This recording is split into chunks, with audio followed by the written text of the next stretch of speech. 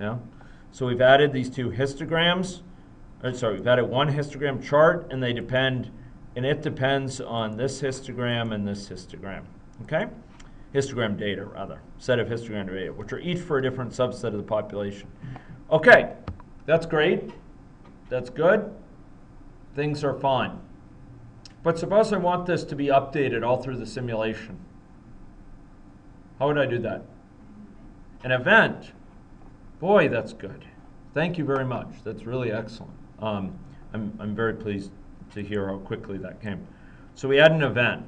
This is going to be something which triggers periodically, and so we'll call it report.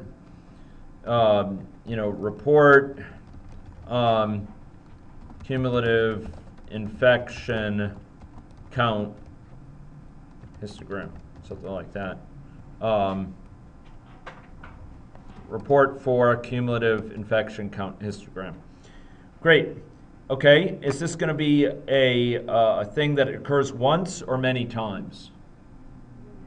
Many times. I mean, we could do it once at the end only, but why not update it periodically? What do you think? Okay?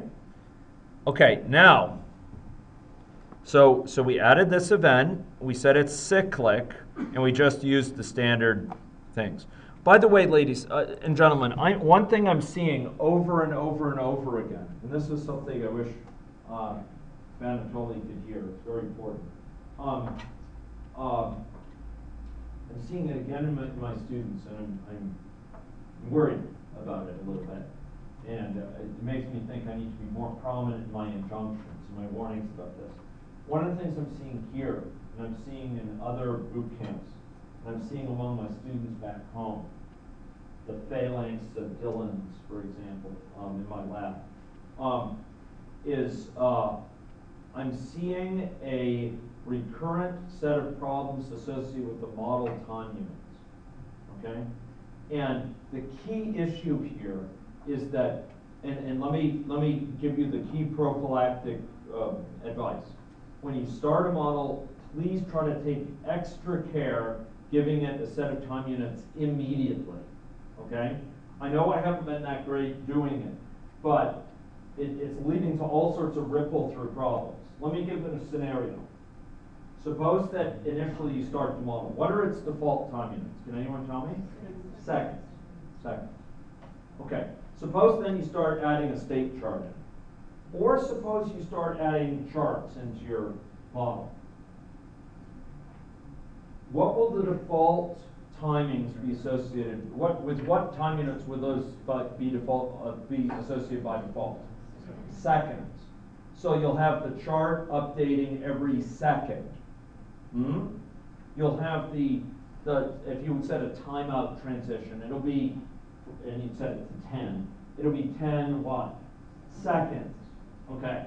Now, suppose, as often happens to me and to you, we then discover this. We discover that the model time unit is off. First of all, we'll try to run the model and see something to do with seconds, and that's not that good. So we want to go change it to days, right? We go change it, say, to days or to years or whatever. The problem is all those things are still in seconds.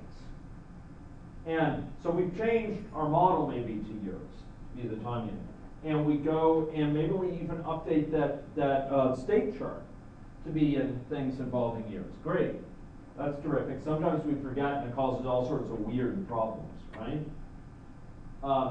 But then the chart is updating every second within that year. And so nothing is happening because it's spending all this time updating this chart every second, and it's not getting anywhere near a year or 2 years or 3 years of model time. So it basically burns up tons of model time doing silly, useless things, or it throws off the dynamics in sort of strange ways. So you have some parts of the histogram going according to seconds, like people recovering in 10 seconds when they get infected once a year. And so it looks like no one's getting infected, and instead people are getting infected and instantly recover. So you got to be really careful about this to label it up front. I know it's hard for you, it's hard for me too, to remember. But it's just been my experience that again and again and again I'm seeing students where that's the cause of the issue. and where you have to go in an Easter egg hunt, trying to hunt down where is it mentioning seconds still in my model. Have you folks seen that, some of you? I've seen it next to you, and I've suffered it myself. It leads to strange behavior, strange difficulties, where it seems like the model doesn't run at all, and it's just chewing up time updating a graph which has not yet been updated with data.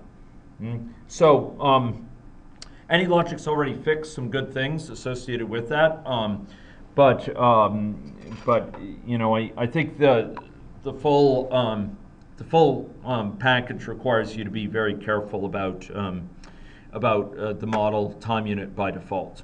And maybe Anylogic will consider making the default time unit other than seconds, but that doesn't really, the main issue is if you have that issue, maybe it should force you to declare a time unit before running, or to force you to do it in that introductory screen, so you're consciously choosing that. Not a bad idea. Okay, so ladies and gentlemen, but here is the crowning, I was going to say glory, but that's a bit, it's the crowning achievement of this model, final achievement. What are we going to do to add these things to the histogram?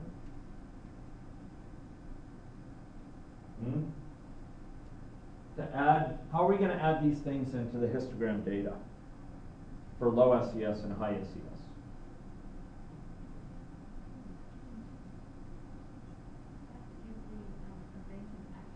Yes, that's right. We have to give the event an action to do the work to kind of sort these in. Okay, is this a high SES person or a low SES? Could I do this a traditional way, and then I could show you how it can be done? And you could choose, because I don't actually know which is preferred aesthetically at this point. Okay, ready? Let's do it the traditional way. It isn't too bad. It's not hideous as Hayden feared. Okay, for person, column person, in population, and create these curly brackets around it. If person dot income is less than or equal to 400, then what do we do? If they're a low income person, by the way, we should really have a is low income or something like that. So we don't have to keep on saying 400, because if we ever change that in the future, it would be horrendous. We'd have to go find 400s, and it would not be a good thing. Okay, person.income is less than that. What do we do with their data? To whence will it go? To whither will it go?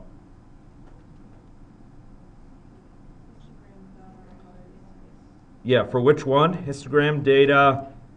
Which one, low or high?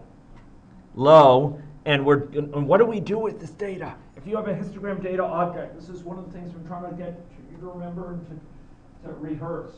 What do you do with it? You'll do what to it? You'll add it to it. You'll add it to it. Okay? You'll add it to that. And what do we add, pray tell? What are we going to add in here? What thing do we add to it? Sorry? Person dot. So what thing are these histogram data accumulating? Infection counts. So we're going to add to this what thing for that person? Their infection count. Okay?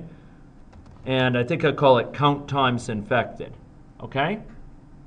Are people okay with that? How about if they are not less than 400? Then what do we do? Not less than or equal to it. Then what happens?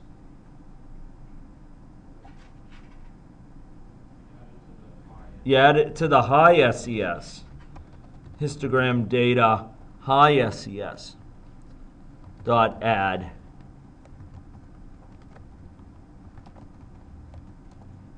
Okay?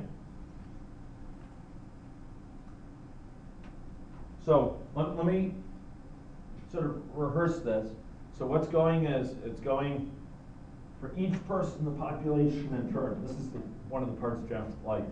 For each person, the population in turn. We're going to call them what? person.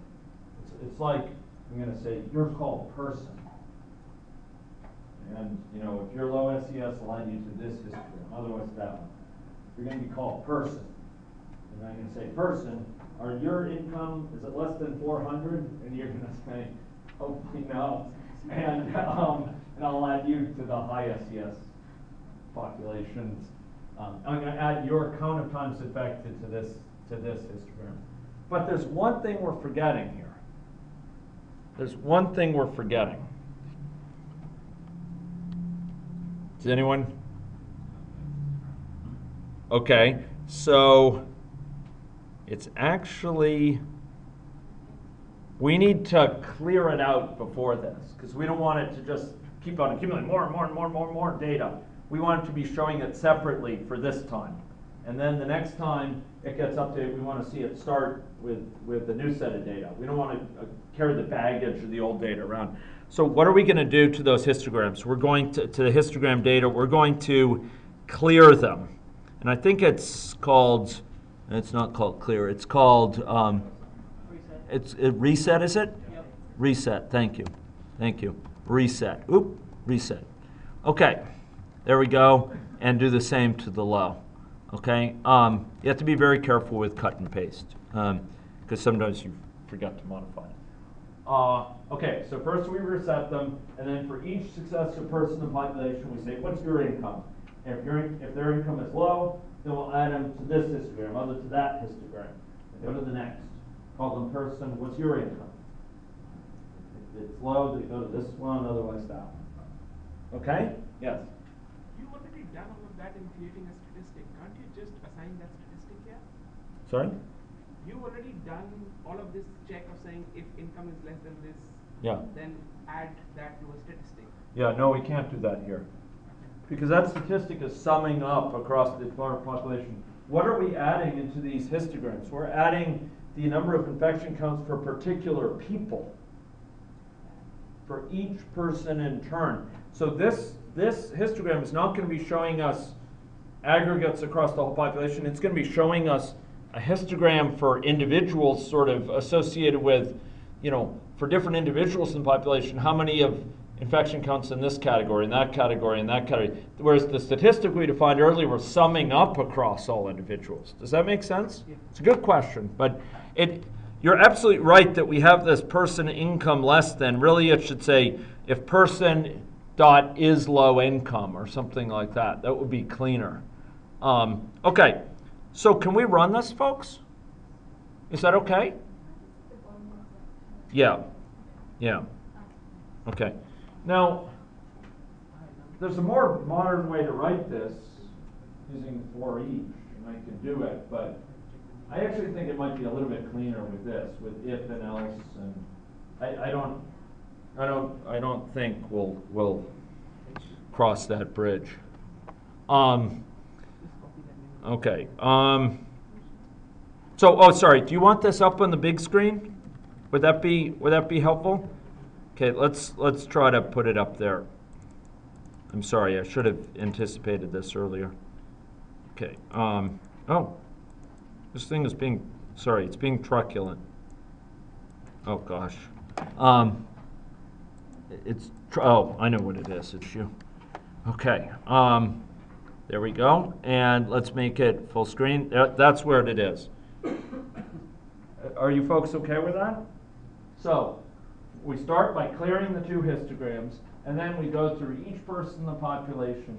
If that person's income is less than that, we'll add their, is less than this poverty threshold or what have you, we'll add in the count of times they're affected to the histogram for the low SES, otherwise the corresponding histogram for high SES. Is that okay? Are people comfortable with that? Who would like me to explain something about this?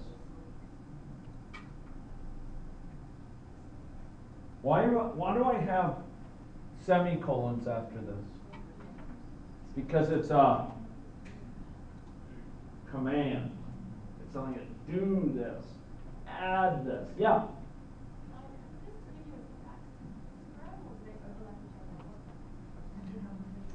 It'll show them sort of straddling each other, is I believe the way it would it would work. They'd be straddling each other. But we'll see in a second what it looks like. It overlays them, but you can select Yeah. which one Which one is first? and you can click on one to make only display one. Right, exactly. Yeah. It will sort of make the other faint. Yeah. Okay? Can we run this, or do you want me to show it some more? So, what is this thing we're adding here? What does that mean? It's the count of times they were infected, remember that? Where did we define that before? Remember where this variable came from? From whence did that come? From whence did that come? It came, ladies and gentlemen, from, where was it incremented? Could anyone tell me? This count times infected, where was it incremented? Does anyone remember that? In the state of infection. Count times infected. Remember this? Okay. Okay, can we run this? Is that okay? You want to run it? Or do you want me to put it up on the big screen longer? Is that okay? Indenting is important. Well, I mean, it's good practice to be consistent about your indenting. You indent things if they're logically underneath, if they're kind of subservient to this thing around them. Are we ready to run, or do you want me to hold it for a few more minutes? How many people would like me to hold it for a few more minutes? Okay? Okay? Okay, can you folks who are ready to run, why don't you run it and see what happens? And the TAs stand ready, flexing eyebrows. Okay? Okay, so why don't you folks run it? What do you see before you? Okay, that isn't that good a sign. Okay, and are those histograms in exactly the same locations on the screen? What do you see? They're weird.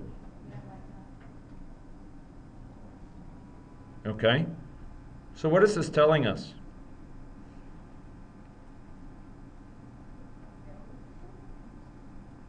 So what we're seeing is a situation where among high SES people, well, among low SES people, let's focus on low SES. Watch this. Boom. That's for low SES. Do you see that? By clicking on that? Do you see that? What is this telling us?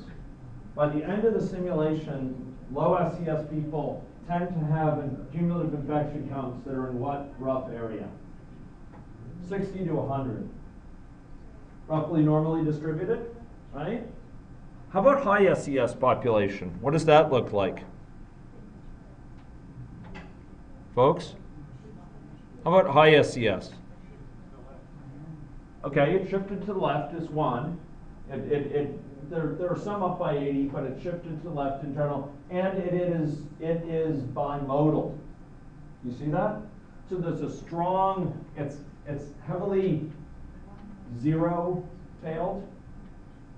It's a heavily zero-weighted distribution. You see over 40% have zero infections. Do you see that? A bimodal distribution. Normality would not be a very good approximation to this. Maybe you treat it as a mixture of distributions. But okay, so folks, that gives us some understanding about what's going on that goes beyond these aggregate lines, the prevalence rates, the cumulative infections across the entire model. Now we have a picture, if not of each biography there. It tells you a little bit about the diversity of people's experience, does it not?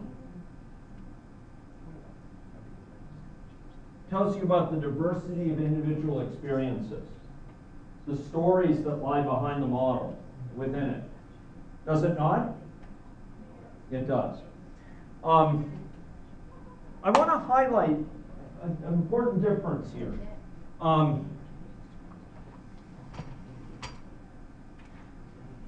Ladies and gentlemen, How well can you see this board compared to that one? Which is better for you? That one? Okay. Okay. So, what would this model look like? Tell me what this model would look like, ladies and gentlemen, in an aggregate compartmental, aggregate system dynamics context. What would I draw here? What would I draw?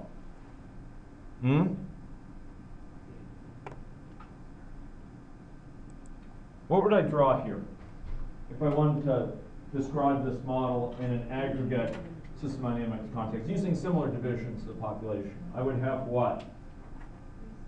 3 stocks. Good. Excellent. Here are these 3 stocks.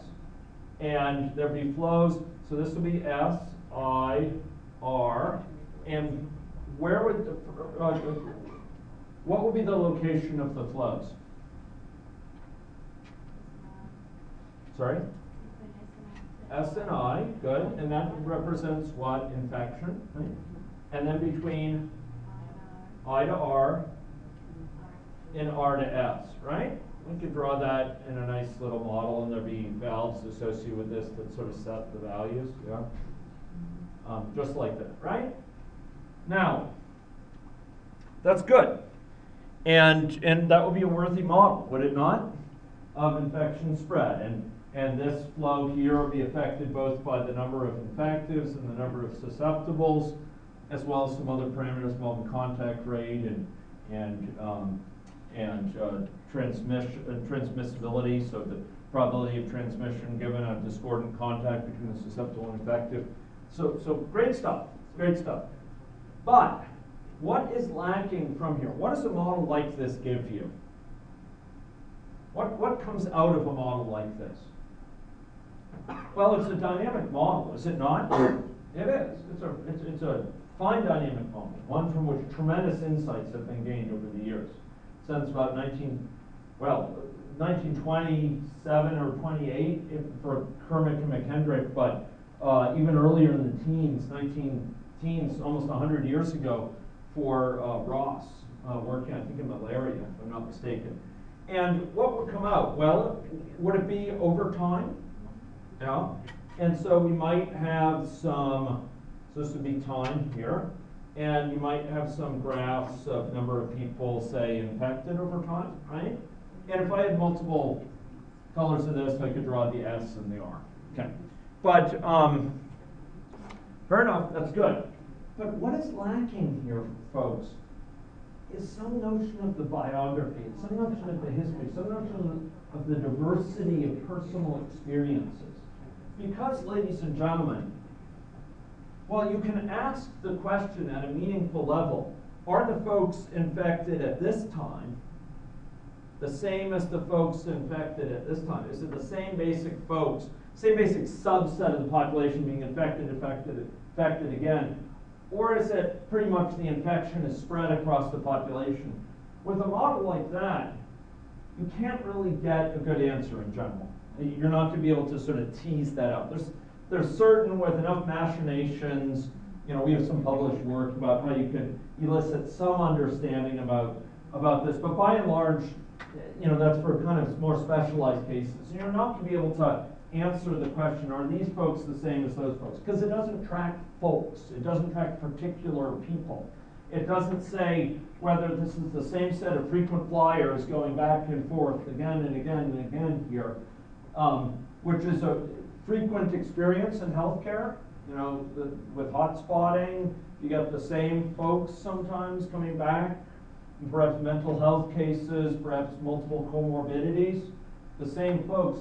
And this model doesn't allow you to really phrase that question in this model. You can't ask, is it the same people? Because all the people within each of these stocks are considered well mixed. There's no notion it's the same person who came in 3 time units ago is leaving now. By definition, it's memoryless. There's no differences between these people. What defines them completely is that they're in this stock. You're not tracking individual biographies, individual histories. You're not tracking their episodes of care and experiences with the care system. Instead, what you're counting is the number that are in these stocks. Whether it's the same or different, it is not going to tell you. Now, there are secret assumptions about that in there. I mean, mathematically, it's assuming that they're all mixed. And what that will probably mean is it's implicitly assuming that it's spread pretty evenly across the population. And I would ask you folks the plausibility of that assumption when we see this. Are those golden bands that stand before us, those spires of gold, are those evenly distributed across the population? No, they are not. What we see is some subset of the population that spared the ravages of this infection, and some that are beset at levels similar to their cousins in the low SES population. We see a diversity of experiences, a diversity of stories and biographies writ large in this histogram. And we have recourse, do we not, in an agent-based model, to drill down, to go look at the stories of particular individuals, this person of a high income, who's as yet unscathed by the depredations of this infection. But looking at these brethren and going on, here's a nearby neighbor in the population who carries a more modest income to their credit. And this person is beset not by one, not by two, but by dozens of infections, 80 and over. And we could follow those experiences through others, one after the other. Another with a lower income, yet another again with over 80. And yet it's not every single higher income person that is spared. Here's someone whose income counts at the upper end, over $1,000 a month, and they have 73 infections. But ladies and gentlemen, these are the stories that can come out of these models. We can accumulate these stories. So what we've seen here is a particularly simplistic version, where the information, the biography we've been accumulating, has been simply the number of times they've been infected. But the point is a more general one. We could accumulate within this very model, capturing aspects of their life history, their contacts, or their contacts with the care system. We could capture their experiences of health and their experiences of care conferred. And we could accumulate that information, and we can compare it to real-world information. We could analyze it for the insights it gives about diversity of experiences in a way that classic compartmental modeling would be unable to match. So this model, while modest, while simple, points us to a deeper truth about distinction between modeling history, and points us to when you are dealing with interventional needs that must be contingent upon the particular experiences of individuals, upon their heterogeneity, but also upon their biography. That model forms, model architectures, such as agent-based modeling, that can capture the diversity of these histories and capture the richness of exposures, can be of critical value. And similarly, if we're trying to compare model output for the purposes of calibration or validation against longitudinal time series, which we have perhaps episodes of care from a population, we can do so with a model like this in a way that would be impossible using a model such as that to my left, a more aggregate model of older vintage. So here we see before us, in a most modest fashion, an indication of the power and the generality of an individual-based approach. And it's motivated in significant part by that reason that I asked you to undertake this extra exercise with the model. I know it's taken time, I know it's taken effort, and it's resulted in some modicum of confusion at times. But I hope this general point is an important one that will sink home, because it's taken many individuals, including myself, you know, quite some time to fully internalize just what is lacking and just what stands before us as an asset. Okay, so it's with those words that I will close this particular model, and we're going to go on to new vistas. But I hope that lesson will stay with you. Very good. Okay, do we need a break? Is there a... Okay, very good.